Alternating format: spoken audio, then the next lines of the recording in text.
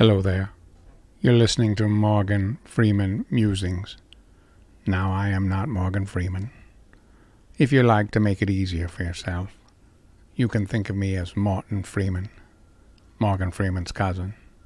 Or you can think of me as HI, human intelligence, limited although it may be, who is taking on the voice of Morgan Freeman. A poor man's voice, no doubt.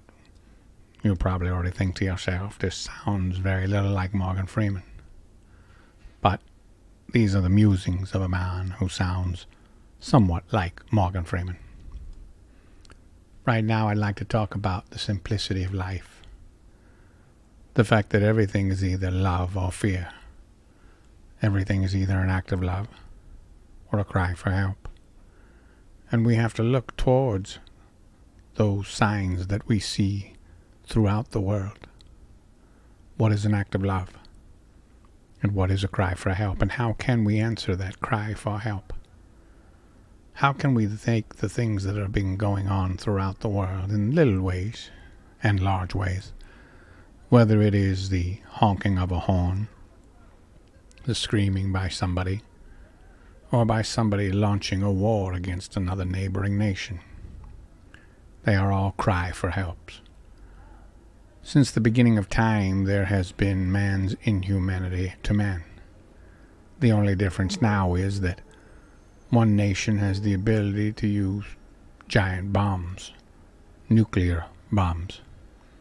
And these bombs can detonate, and the blast radius can kill a great number of people.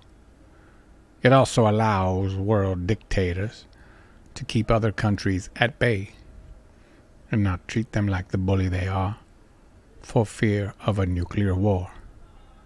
Although they demoralize and dehumanize their own population in order to gain great wealth for the few. And they maintain that wealth and that power through murder. It's as simple as that. It's a cry for help. Their fear is, who would I be if I did not have this wealth and this power? It's very hard to relinquish it. Power concedes nothing without a demand. It never has and never will. Frederick Douglass taught us that.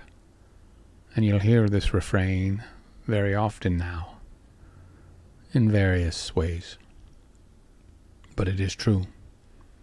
For those of us who have power, we have to look for ways to concede without a demand. Imagine if power woke up to a world of epiphany and realized, maybe I don't need to charge as much as I am charging. Maybe I can charge less. Maybe I can figure out a way where I can potentially give more, take less. How can I go through my closet and go through all the clothes I really don't wear that often and donate those clothes to a local thrift shop, a Goodwill, anything where they take clothes and they clean them, or they're gently used, and they sell them to other folks. And then potentially you go out and buy a few items of clothes that you've wanted. To some degree, it's better to have few items of clothes in your closet that are of better quality and last longer than a lot of fast fashion, cheap clothing that really won't last because they haven't taken the time to potentially sew it twice, use the right thread, make sure it was secure. Each of us has to look towards our own closets and pantries and storage areas and figure out, what can we get rid of? What am I storing that I don't really need? What can I donate? Well, as I've said, I won't go more than 4 minutes and 59 seconds with these.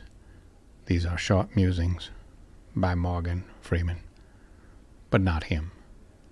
Someone else. We hope you've enjoyed them, though.